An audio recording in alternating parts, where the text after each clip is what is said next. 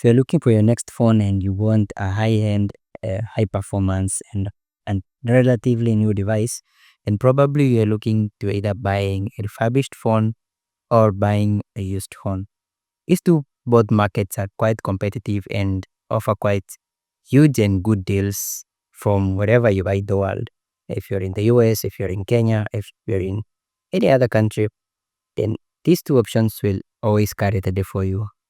But with both of them, like I said in my previous video on refurbished phones, used phones also do carry few risks with them, and these risks might end up landing you in jail, and some of them might get you scammed, or even worse, you might lose your money or in all.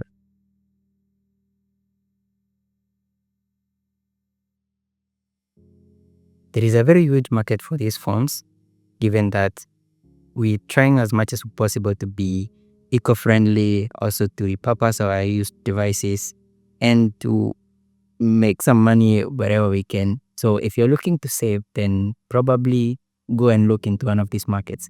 But there are some few risks involved, and that's what I want to talk about in this video. Just like refurbished phones, used phones also do carry a few risks and a few problems associated with them. Only that in this case, refurbished phones might not land you in much trouble as used phones might. Here's why. There are a lot of places where you can buy refurbished phones, and as well there are a lot of places where you can get used phones that are quite good or even in excellent condition. A common place where you can get used phones for cheap is direct sales or directly buying from person who is selling. But this, on the other hand, comes with a very common risk with them. You can never be too sure if these phones are genuinely used and the person who is selling them to you are the current owner or even purchased these phones from the real owners of these phones. Say for example, you went on to a market such as maybe Facebook market and you purchase a phone from there.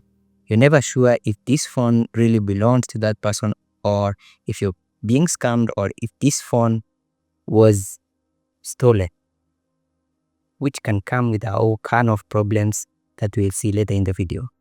So then the problem becomes, how do you verify if the person that is selling to you this phone is the real owner or if this phone was stolen and you'll be in for some trouble later on. Some places like maybe eBay, back market, and a few other markets that where phones are sold can to some degree hold some guarantees for you and hold some verification for some of these sellers to make sure that they are the legit sellers, or you can have a connect to these sellers in case these phones become problematic in the future.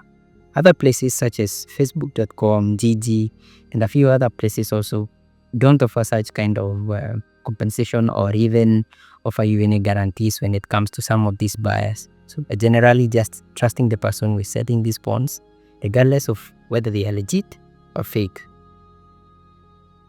Given this, there are several reasons that should keep you or should deter you from buying a used phone.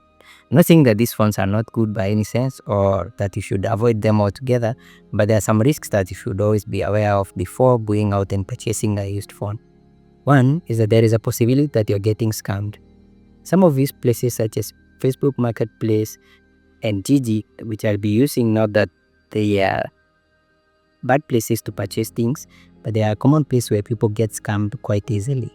So if you are going to be buying a phone and you don't know who is selling them to you, and you cannot verify the person in person if you're purchasing a phone or something else, then you are running the risk of being scammed. Most of the phones in these markets are sometimes either falsely advertised or wrongly listed, or even the buyer might stretch the truth and tell you that this phone, for example, is used like new or does not have any problems, not have any pans or such things. And so you go on to these places and you find the phone that is advertised maybe as a good phone or fairly used, and buy the phone and it comes and you find out that the phone is terrible. The screen, for example, might be cracked, or there might be some dents somewhere on the body of the phone. The camera is foggy. There are many things that they omitted that are are problematic with this phone. Another huge problem that most of the people do encounter is the lock status of the phone, or if the phone is blacklisted. Many people don't know that around the world, probably phones don't work the same way. There are some bans that are limited in some places. There are some bans that don't operate in some regions of the world.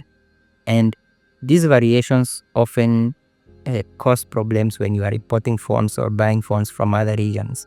You might buy a phone that works in the US, but the bans in US don't work in your country. And then now your phone is rendered almost useless.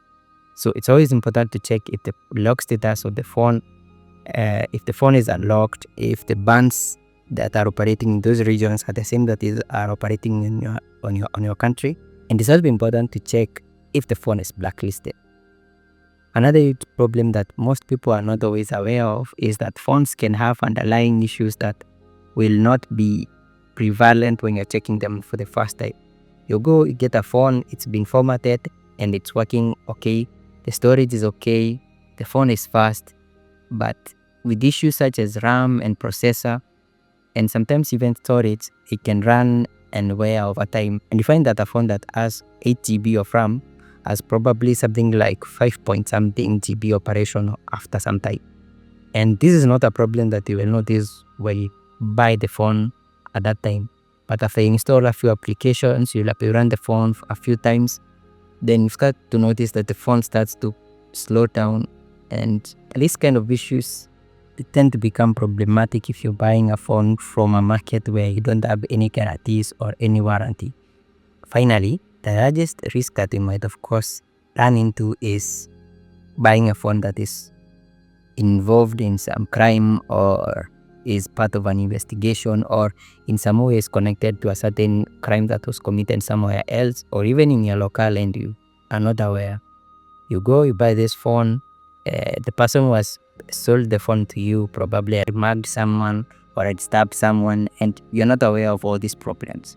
Phone comes at very good price, you get the phone maybe even below market price for used phones and you're so excited that the phone is okay and you pay the man and you pay the guy and the guy just walks off and you go home with your phone, switch it on, use, browse, and the phone is traced back to you and boom, you're arrested and you're not aware who sold you the phone. You just met a guy in the market and they sold you the phone.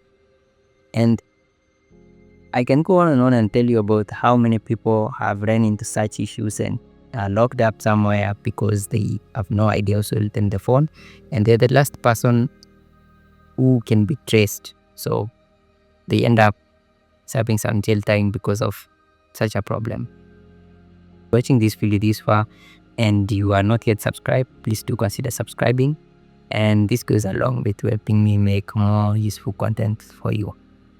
Now, since there are all these problems and there has to be a solution somewhere, of course, what are some of the good places where you can go and buy a good phone that is used or is in the used market?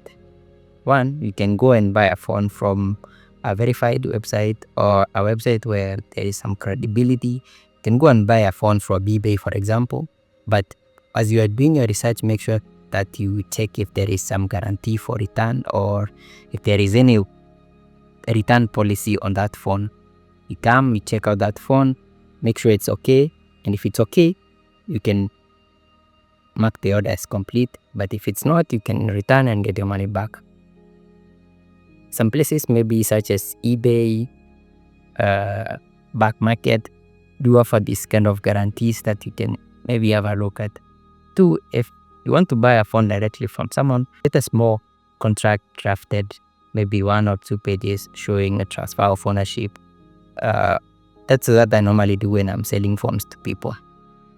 Just draft something to show that the phone was transferred from this person to this person, have them sign the document and give some details about themselves.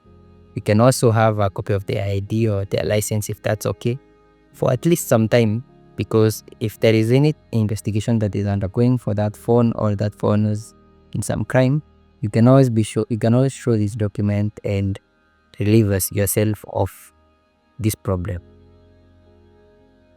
Thirdly, you can always, if you're going to buy from a place such as GT and maybe Facebook Marketplace, just go meet that person in person, and have another person that is there to make sure that you're safe. Check the phone, verify that it's working okay. Then you can, after you're satisfied, you can make the payment and go home with your phone. I'm not saying that you should not buy used phones. This was a market that I have been into for a very long time. I used to buy phones that were used or damaged and come and repair them and resell them. So to some degree, it's a good deal. You get a good deal with these phones, and that's okay. It's also good to make sure that these phones don't end up in landfills or people have to throw away their devices because they are used. It's a good market and it's doing something great, and people can be able to afford phones. So just saying that, make sure that you have some credibility about where you're buying these phones. Have some document to prove as a proof of purchase that you bought this phone from somebody or from somewhere, and just